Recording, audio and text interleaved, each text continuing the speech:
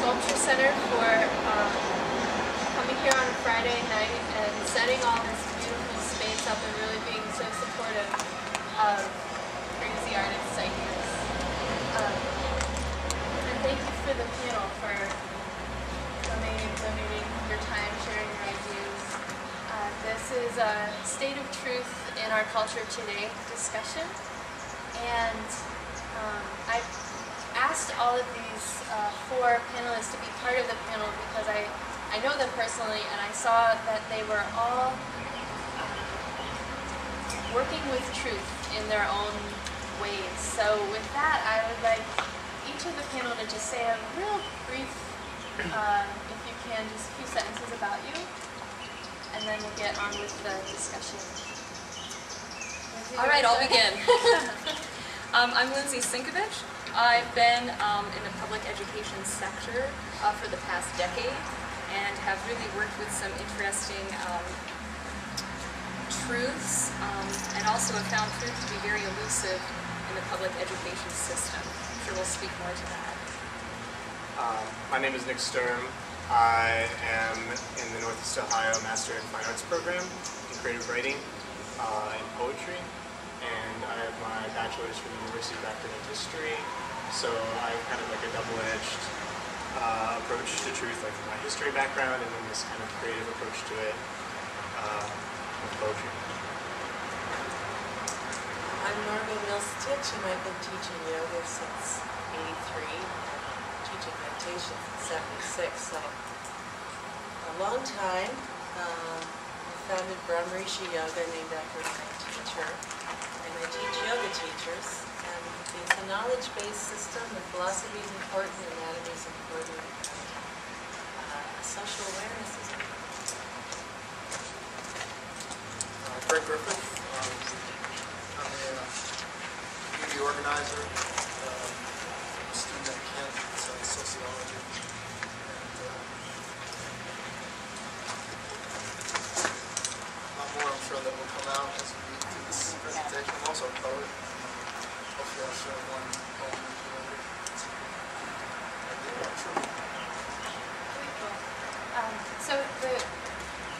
As part of the exhibition, I had a little shoebox where people could put questions for the panel in.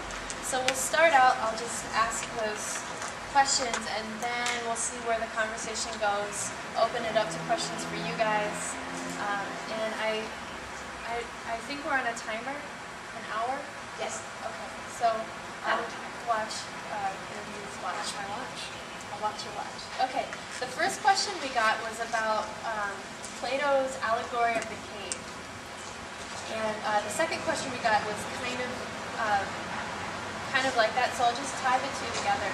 If you're not familiar with the Plato's allegory of the cave, he wrote it was part of a longer writing called The Republic. And the allegory of the cave basically talks about these humans that, or let's say it's the human condition. And say that there are humans that were chained in a cave, their legs and necks were chained, and there was a light at the end of the cave, but they could never turn around to look at the light. All they could see were the shadows that were projected on the walls of the cave. And Plato is saying that this is our lot in life, that we can't turn around, and if we did, then the light would be so bright it would hurt our eyes, and whenever we came back to the cave, we'd be submerged in darkness. And that's just, it's longer than that. That's just a really basic synopsis of it. So the first question was, what do you think of that? And the second question is, please specify how our understanding of truth has evolved since our foundational ancient Greek readings. Do you feel we are any closer to truth or to understanding this essence? And why does it matter? The panel, take it away.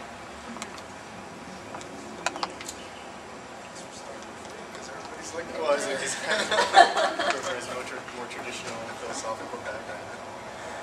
Oh, well, I thought a little bit on the first question.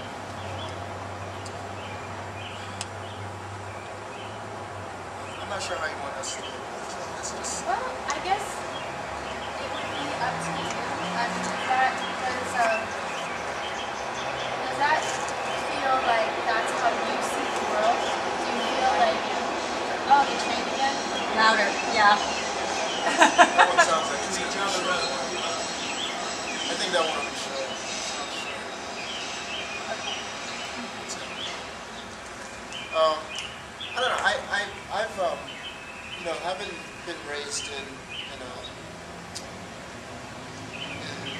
really in an educational system that has focused a lot on Greek and on Greek philosophy. I've learned as I've traveled around the world that not all people go back to that as their founding philosophy. So that sort of has been one of the issues that I've been grappling with as I've looked at both of those questions, really, both the allegory of the caveman and the second question. And sort of where my truth lies at this time right now really is with coming to that understanding. I don't.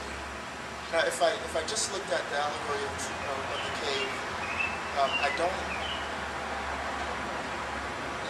don't really see it from that perspective. To be quite honest with you, from my perspective, I think opening your eyes is something that's absolutely necessary.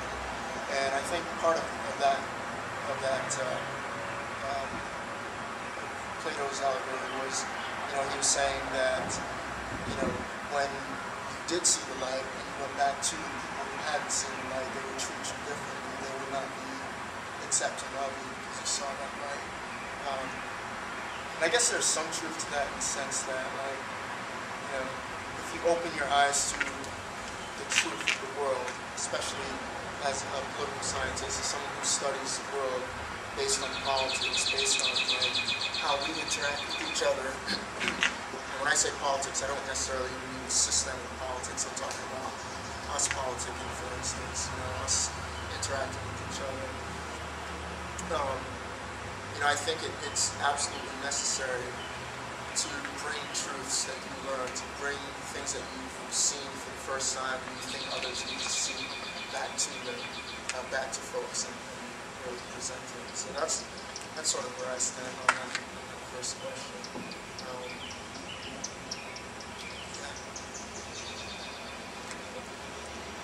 I think, no, we're not any further along with truth than any other culture at any other time. I don't think we've progressed necessarily. I think cultures as a whole go in and out of darkness and then look towards something that seems more truthful. I think that my philosophy is pretty aligned with Plato in the sense that the yoga philosophy is similar. That truth is something beyond the person. It's sort of an impersonal reality that is there to be seen or discovered. And it's the degree to which we align ourselves with it that makes us truthful, and the degree to which we don't want to look at it that we seem to be turned. And I think one of the greatest sources of pride in culture is the feeling of advancement. And even with persons, I think it's very difficult to advance. I think personally it's possible, but in culturally it's It's interesting that you say that because advancement seems like really a driving force in our culture. Like if you just look at, I was driving past a billboard the other day and it was for like a super deluxe, a supreme deluxe pizza. Like it used to be the supreme pizza, has a bunch of stuff on it. Now it's supreme deluxe pizza. Like it's a stupid example, but it's kind of like it's that idea. Yeah, like that's the advancement of the shadow. It's not the advancement of the right. light. Exactly. Right. The shadows play on the wall. That's playing with shadows.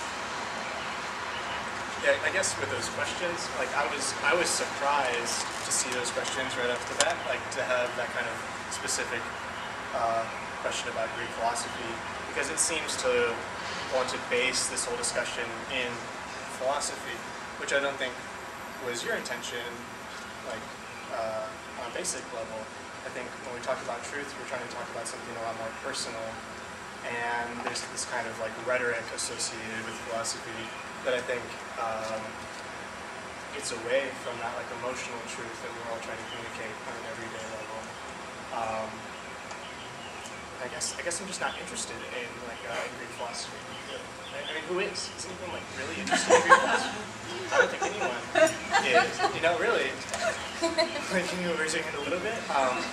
I think when we talk about truth, we're talking about something a lot more personal. I think the videos really get towards that. Like, the people are actually talking about what they believe, about like what they love in the videos. And I don't think anyone's citing Plato or Aristotle in those discussions. It's fun what they say. I kind of was feeling the same way. However, just like looking at the allegory of the cave and revisiting it, I've been grappling for the past decade in public education with issues. I've worked with a lot of at-risk youth, low-income, special education. Many of the students that most people are like, you really want to teach them? Yes, I do. And I really see them as chained inside of a cave. And I am the kind of person that wants to come out and say, hey, you're just looking at shadows here. Let me show you some light. And I've met with a lot of resistance with those students. I feel like I've made some headway now going into probably my 10th year. But I'm finding that many of those shadows often have to do with this celebrity culture where, you know, religion has kind of gone to the wayside and now we're worshiping kind of celebrities. But many of my students will come in. They kind of try to school me on those things. But they seem more, and I'm not sure if it's, I know the public education system is failing them, but then also they're more interested, obviously, in chasing these favors of celebrity culture. Can we ask questions? Yes. Please do. Okay, so I'm curious because your kids resist you, you said, or resist the truth you want. It's natural for a teenager. Right, but okay, but my question is several. Okay. In what ways do they resist? And when you resist the allegory of the cave, but do you have an ideal form of what you think the truth is that you want them to see? That is very interesting. Let's go to the resistance factor. The school where I'm teaching at, I was somewhat familiar. I taught in the special education department for quite some time and then was moved over into the academic area. And I brought with me a lot of very creative teaching techniques. And I remember, like, for example, let me just say, like, rather than having the students pull open a dictionary and copy rote definitions out, I did different games and matching.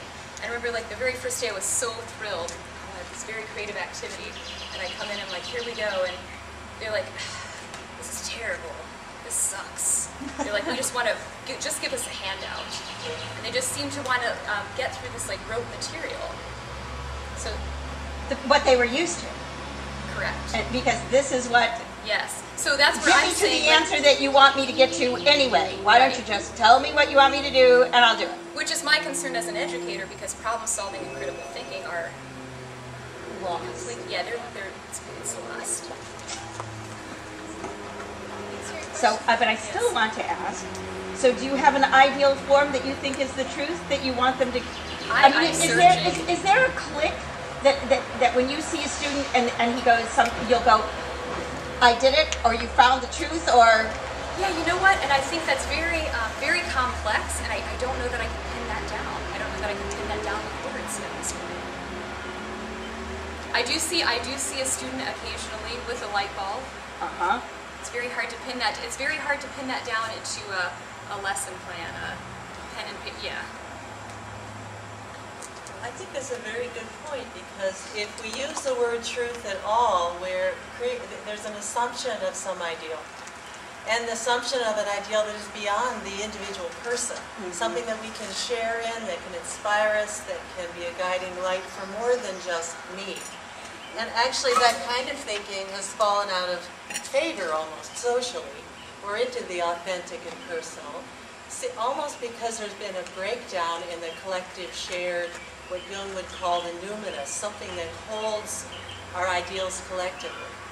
It's almost as though those have been shot down because our leaders aren't upholding them, religion doesn't seem to. So it's hard to hold them as a group. So I think that's why the default has been, well, at least I can hold it authentically. At least I can find something that's true to me. But then I think we shortcut ourselves by then not re-engaging with, okay, what can we find that inspires more of us or all of us? And that is a philosophical question. In the best sense. It's not an abstraction, it's like a living philosophy. What can inspire us? What can we hold to? And if you don't have, I'm sorry, I'm like asking No, so many thank questions. you. If you don't have, a truth, can you ever have a community? I mean, if every single person holds their truth being separate and individual truth, do you never then have a Maybe you community? and I are older, maybe it's Yes. old-fashioned. Yeah. Maybe it's passé. So I guess I like it. What's it, John? Oh, I was just gonna say, yes, you can. If everyone is an individual, you can have a community. Just like an apple tree is just an apple tree, and a maple tree is just a maple tree, but they all kind of live together. They don't have as many choices to make. I guess. Their brains aren't as complex. We don't either if we know the right one. What makes me like apprehensive about this idea that, because you're talking about this like collective. What was the word you used for it? It's like, Lots of things we say. well, there's like this collective idea of truth that we could possibly have, but that's been subsumed by these other ways that our society works. Historically, I think so. Yeah, definitely. I think in like this collective identity that we share isn't we don't share collective truth now. We share like this collective identity in this place. Like, so we live in America together. This is our collective truth. But those truths are all produced historically, like through a narrative.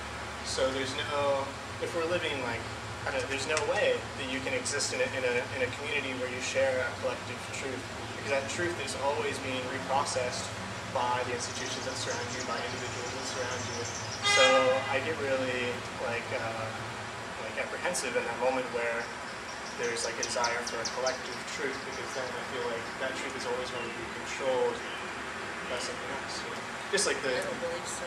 because I feel like, I think it comes down to language, maybe, that just the word truth itself makes me a little like shaky, you know. I think that's true.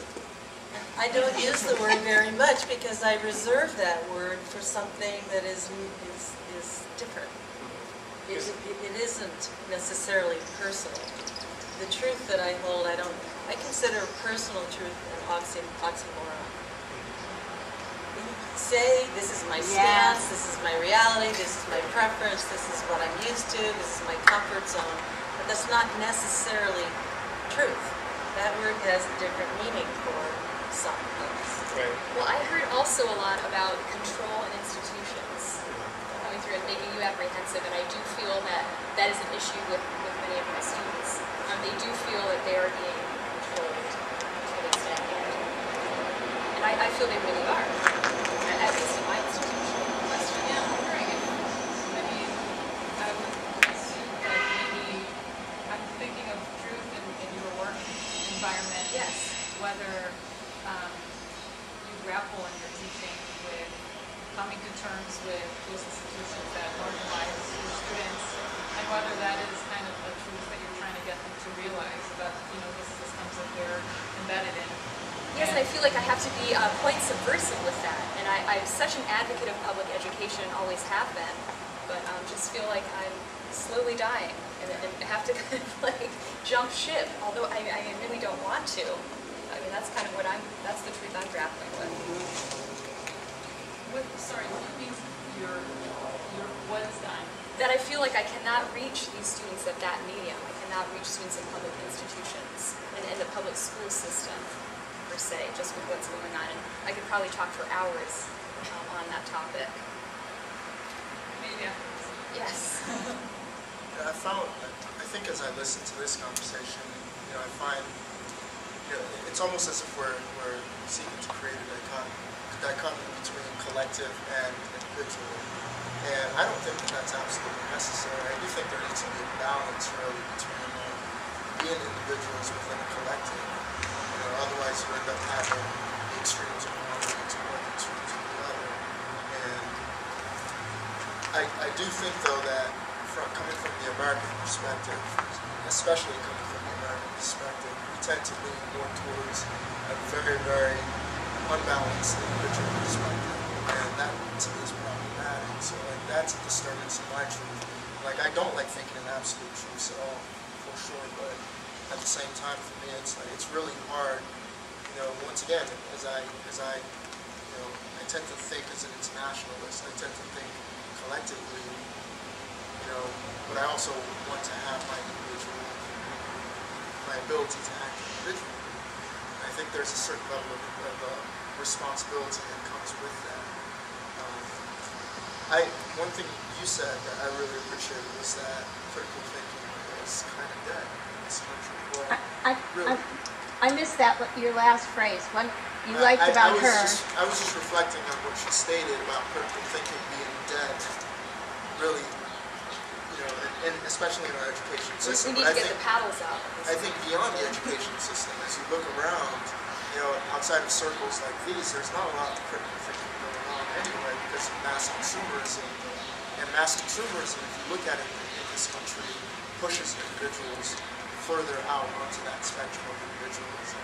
And that's what it's designed for. You are an individual, therefore, for your creativity, for your life, et cetera, buy this or consume this or participate in this.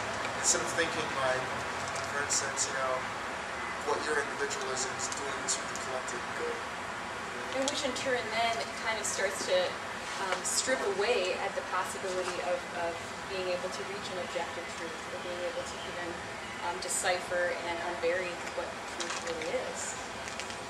So I want to make it clear that I'm definitely not against like a community with shared values. Right? I think that's really important. I think as soon as you have a community with shared values, and then you start to define it with this word, right? You start to use this truth, then you start to have problems. So I think it would be an awesome. This conversation would be so successful if we could somehow stop using the word. Right? If we could somehow actually get away from that, I think that would be really, really great. So I think when each of us would talk about our truth, and the videos are evidence of it, as soon as you ask someone, what is your truth, they don't start talking about truth. They start talking about something completely else, right? That's very individual. Right. And that's what we should all be talking about, right? Somehow we can get away from the word. Because as soon as you say the word truth, there's the word untruth, or not true, and it's false, right? And so you just can't play with those. Right? That's it might not have anything to do with it, but I just went in the gallery for the first time since the opening, and I guess some kids have been here, right? And some kids wrote their truths on the wall. Well, one of them is just scribbles on a piece of paper that looks like complete nonsense. You can kind of read the word mom, but there's lines in the middle of the O, so you're not really sure, and there's just marks all over it. And there's this bewilderment in it, this inability of this person, this little human being, to say truth. They're just I'm going to write something on this paper and put it on the wall. And by being put on the wall, it's defined, framed as this truth, but it's just kind of this little individual nonsense, this little emotional response to this question this little person was asked. And I think that's really rejuvenating. Oh, that doesn't really make sense. I completely understand you. That's a moment. That's the moments we all need to be having more often. I don't understand you. That's really, really deep. We can share in our confusion. What was really interesting about that school group that were elementary students got them into school, but it's one that is terrible. And they loved the exhibition. I thought it was going to be completely over their heads. But once I was working through it, and everyone what they most wanted to do was go over, more than come up on the podium and state their truth. They wanted to get over to that wall and write it down. It's very funny because I think some of them really understood it because money was on there twice. I think that was really funny. If I could add that to this, if you don't mind, one of the truths that's on the board I actually put up there last time was a poem by E. Cummings, basically just a real short poem. It says, "Seeker of truth, follow your path, our paths lead, where truth is here." And to me, that's I did see that scribble, and I thought something not quite like that, but I was thinking, well, this kid, what was he thinking? What was he or she thinking as they were writing this, writing the truth? Obviously, I'm not sure per se, but, for me, it's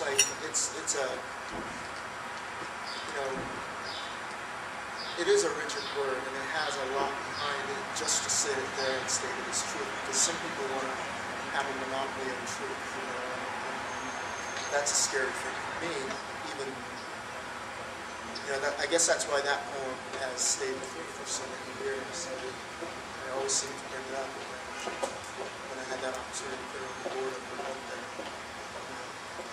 I think the reason Plato's allegory was a difficult starting place is because the light is only outside them and behind them, and they're shackled and it's unavailable somehow. And I'm hearing the conversation valuing the fact that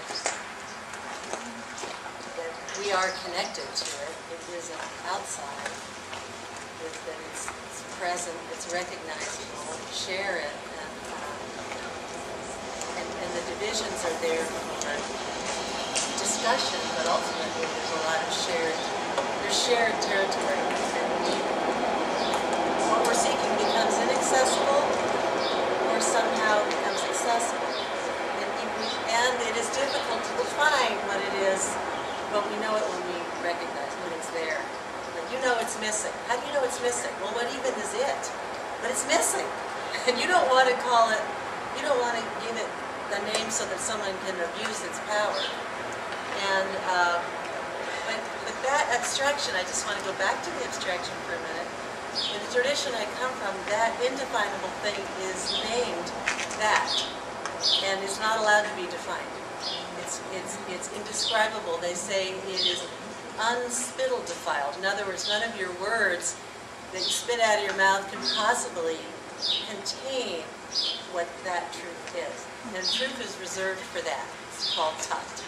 And then they put an S on it when they want to warm it up a little so people feel like it's approachable. They call it sat. And then satya becomes truthfulness. When we try to live close to whatever that it is, and we feel it inside, which is that emotional thing, then it's available to us, or we can ignore it. But it is a very indefinable subject that you've asked us to speak about. Yeah, it made me really nervous. I mean, the whole project is kind of made me nervous, and I think that part of it is that cultural kind of stigma of Fear of transparency. Fear of transparency, like bringing up something, what is it? Everyone's confused. What do you want me to say? What do I do? And I really like what Nick said, and it seems where you guys are getting at, is that we just need to lift.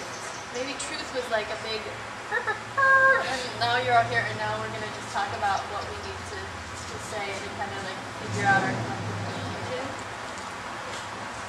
Or to try to like figure something out for ourselves. Like collective confusion, like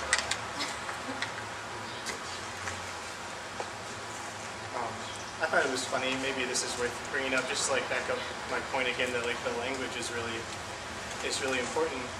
Is this panel called the State of Truth, or is there something like the State of Truth? Like that was like a phrase. I was like thinking about this the other day, and I was like the State of Truth, and then like thinking of it as a proper noun, like this state of truth. And then thinking like, oh, that sounds a lot like this Orwellian like Ministry of Truth.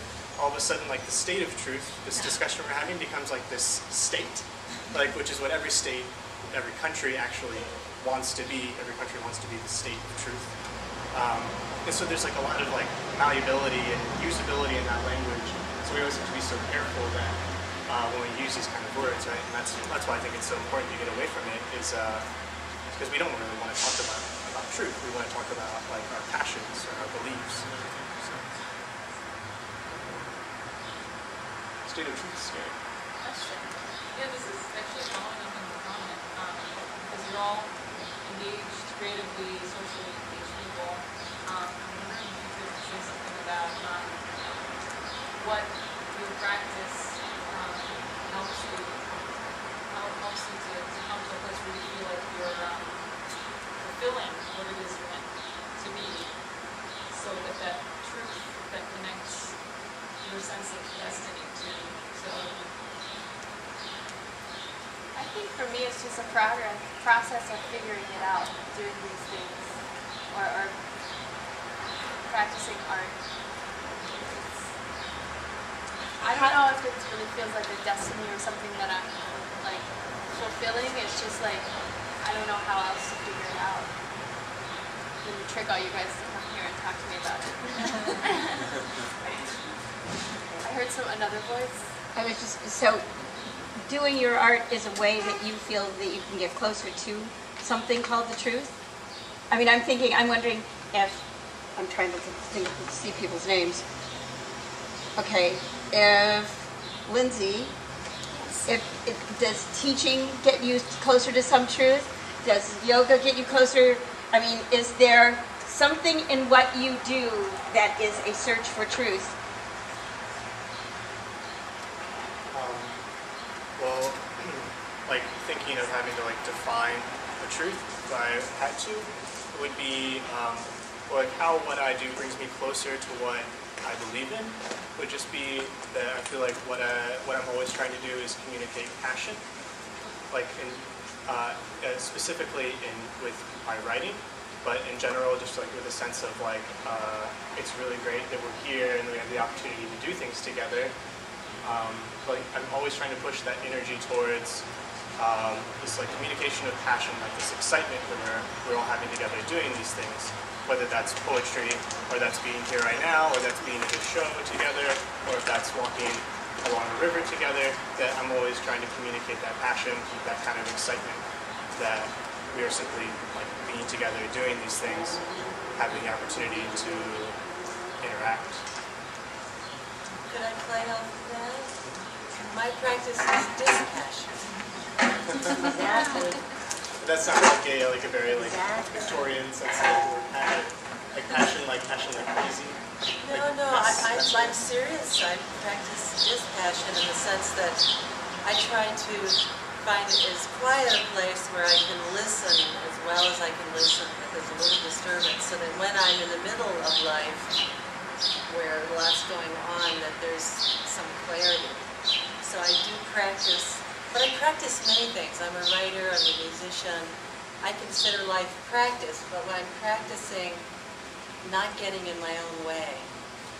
It's the best way I can put it. So I'm practicing seeing through, I'm practicing transparency. So in a sense, it's allowing life to be more porous rather than held. the irony, so here's my question to the, I'm sorry, but the interesting thing about yoga, or about that dispassionate, get to the place where you're calm thing, is that don't you secretly believe that there's going to be, that nirvana or whatever is going to be so passionate and so completely intense an experience? Right, the dispassion is for the partial, the passion is for that total experience of wholeness that comes. Yeah. Yeah. Yes. And that's the truth, is that... Yeah, you're getting close to my unspeakable. Yeah.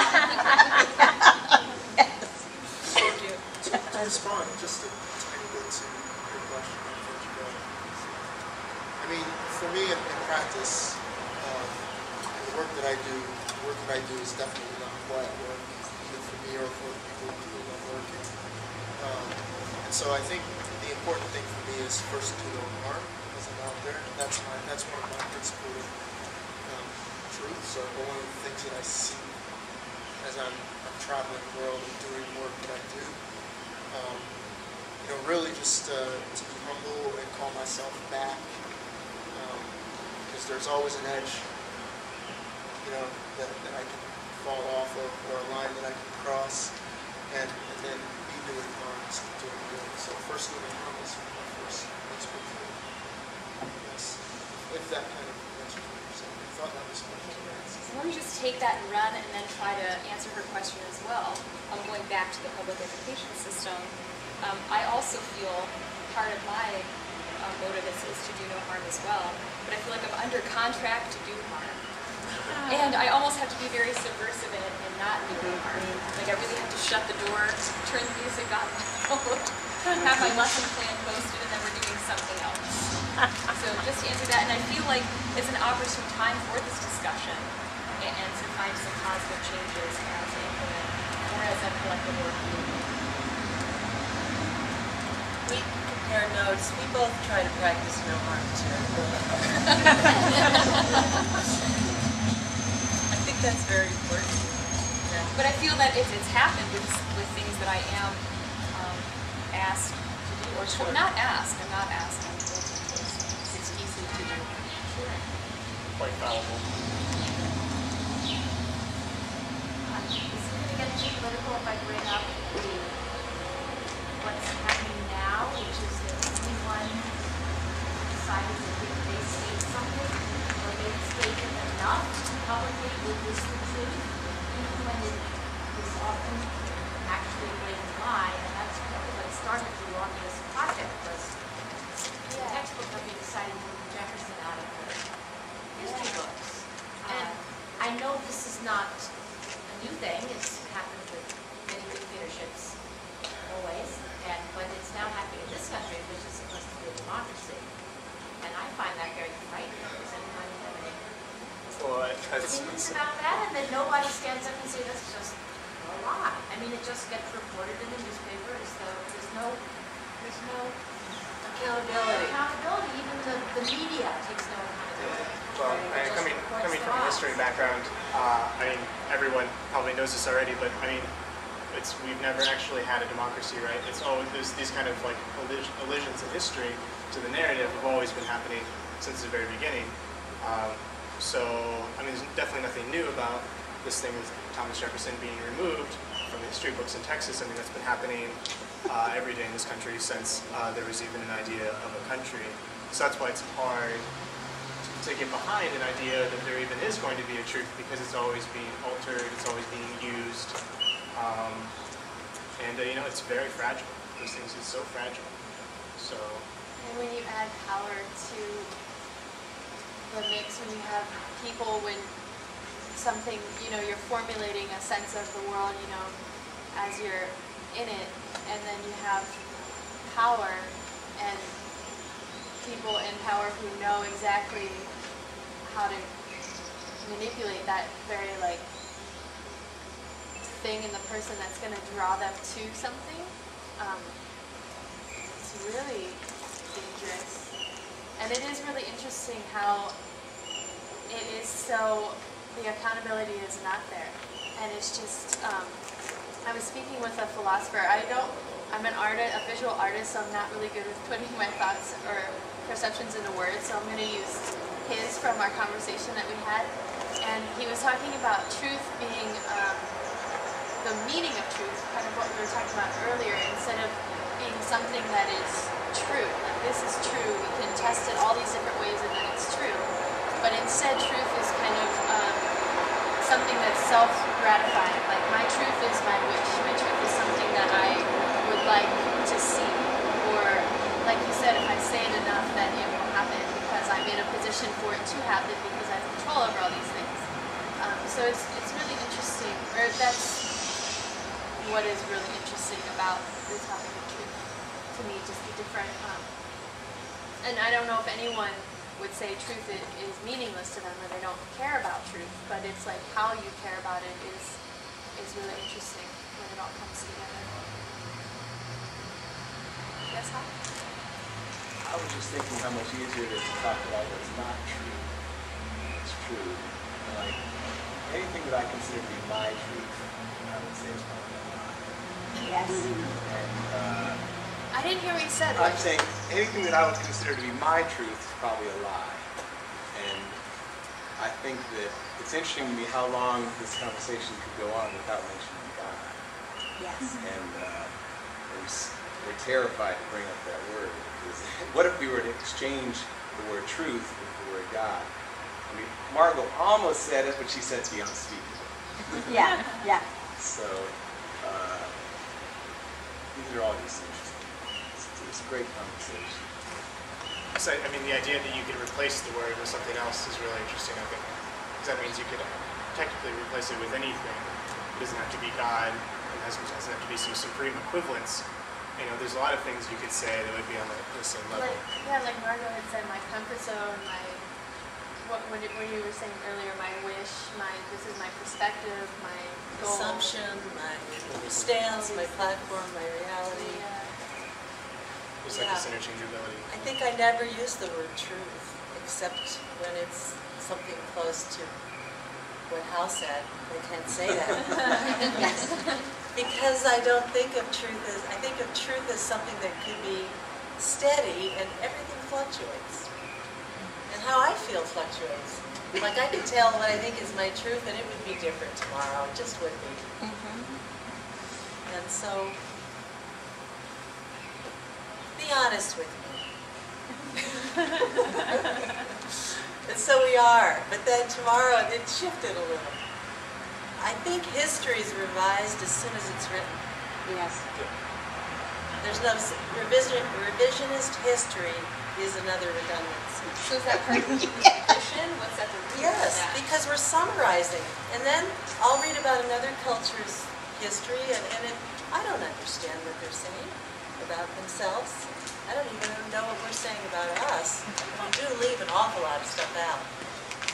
I don't think I know the history of the town I live in or the town next door. And I don't know why there's a rivalry. So that kind of truth can go on and on and on. I think we do have ideals, and I don't think we're willing to really share what those ideals are, because they're too personal. I don't think we're that confused. I think we should be a little bit more confused. Okay, we should be more Not like in a big way, not in a large way. I'm talking like in small, being okay with being confused in small moments. Right. And I think that's humbling. That's the transparency thing. Rather where than things putting don't something have down, to. regardless of whether it's a lie or truth, just saying, well, Right. this is how it is. Like, well, this is really kind of a mess, and I think we're just going to have to leave it a mess because it's always been a mess. But confusion could be openness. You can then take that word and just be confusion is openness. You know what I mean? Yeah. Like Yeah, it's the I same. think it is, yeah. So then it's more about it's language. I think is what we're really doing, and what we're talking. I mean, the fact we're trying to talk, and you know what I'm talking about, because we don't do that. We make art. We try to go beyond language, and so I think the moment you start to speak is the moment you start to make it small, and in the moment it can start to get sort of how do I put it, like. It's perceptions, and then it's like understanding of a word, and the variables of a word, and the way it can be used, and different languages, you know, and so there's just sort of that, it just starts to carry a history, because language is history, and I think our experience is momentary, and it doesn't have that weight that sort of, that history does. So is art more truthful, visual art more truthful than language? So this is, yeah, That was your I can speak to this. implication. I can As speak far to as, this. I think, I mean, if I were to, I don't really think like quantifying, like, I mean, like, I think then the truth of the being is to be, right?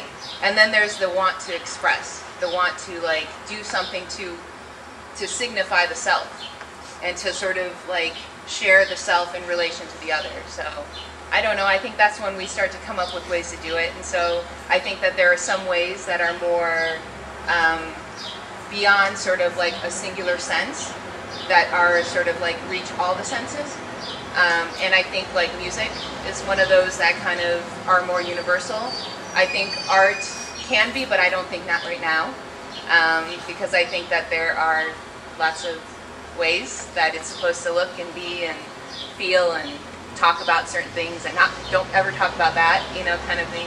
And so I don't know. I think that fluxes and changes, but I just really think it's like, I'm happy we're talking, but I really think that that's the moment. If we were all just sort of like, I don't know, like dancing around, we would get to something more deeper. I guess quickly. That's a good general question about like all that, like, but how does one form of, like, it's all just communication, whether it's language or music, like, how's one form of communication any more like I like this whole idea of like admitted confusion about any sort of communication. Obviously that's where the interference starts, is when you try to communicate, right? Right, So and then the want of like, you know, and that's like where you the get, dominant form of communication in our society. We've moved beyond the printed text, so we have moved beyond the word, really. I want to be Help us. I want to make a case for the hopeful in the ability of language to still be able to do good things. And so as soon as you said like, I love word though. I love As soon as we start to word. use words I that get love small, word. I immediately like whoa, because. But it's okay to be small. That's your understanding of the word small. No, Do you no, see no, what I'm like, saying? I want to for try me, and like that's a good word. recontextualize that. Like in poetry, I mean, what you're trying to do, I think in like all creative kinds of writing, you're using language, this tool that we use to communicate all the time, but you're not using it to communicate. You're like detaching it Yeah, from you're those calling out modes people's of- senses. These modes of communication. Yeah. So like when I use a certain word, I'm not trying to have it have these connotations. Like I'm trying to push it in a different direction. Like for this, thinking about this show, I wrote all these poems with basic guides to things that aren't really basic guides to them. Like a basic guide to success, it's about a pair of scissors that also become a chainsaw, and eventually their mouths in the world. Like they're silly, right? And so I wrote a basic guide to truth, and I was like very like scared to write this poem because how the hell am I going to write a basic guide to truth? There's no such thing. I know that. So it doesn't have anything to do with truth, really. And people like question me about that. Like, oh, how is this a basic guide to truth? How can you call this poem that? And I'm like, well, like I'm trying to move towards an emotional resonance, like with the words that I'm using. Like this language, I'm not trying to make it refer to these things. You know, it's trying to work in like this other realm, this artistic realm, with more of a visual, emotional response.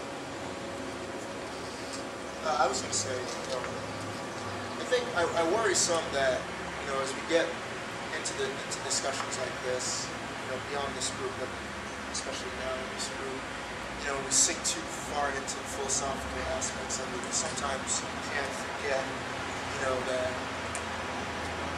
there's, to me, if not the absolute truth, there's something that sort of lives behind that, like emotions and feelings, and one of those, probably the strongest emotion, right, is the expression of pain. And, like, for me, my truth as I travel the world is to seek to alleviate, right, and like, I don't want to lose sight of that fact, especially as I look at, like, discussion we're having about the difference between art and poetry, or visual, art and, some other form of abstract thinking. I think at the end of the day, all of those media should seek to, at least highlight, identify and highlight those basic pains that exist in the world, and then perhaps even seek to alleviate them. That's where I stand in that process. I just, I'm sort of the anti-philosophy kind of thinker. You're not. You're actually feeling. taking us to real philosophy. Because I think the other word that we're not saying besides God is suffering. And that's something we really all share in so many forms. And that's your work. I'm not exactly sure what your work is. My work, and I'll include you because what I don't know doesn't matter, is to help people suffer less and help themselves. Personally, have tools to help themselves to seek relief.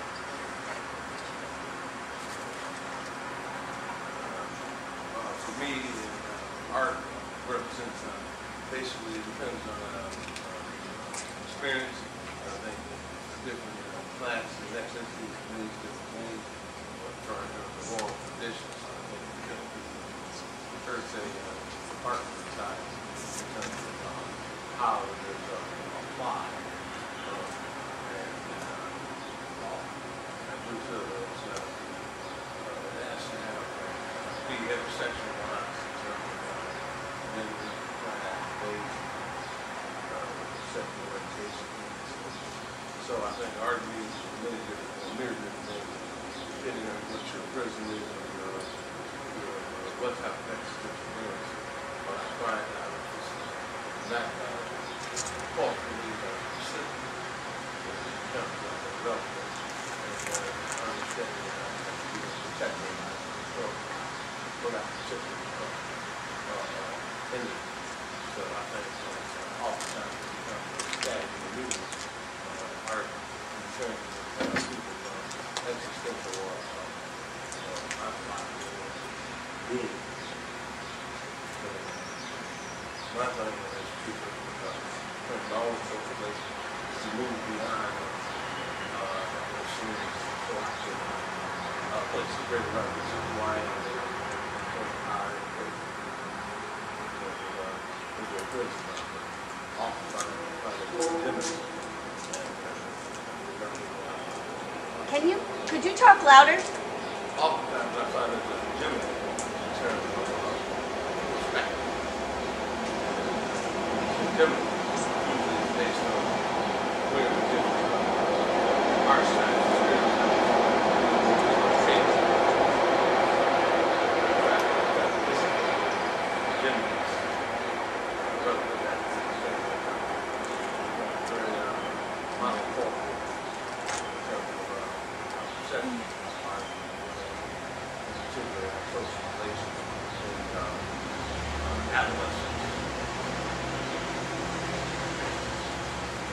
I think, I mean, I want to just tag at the end of that. I mean, really, that was my frustration really with reading those first two questions when I first saw them. I was like, whoa, you know, like, I learned this when I was younger, but I came from a completely different perspective.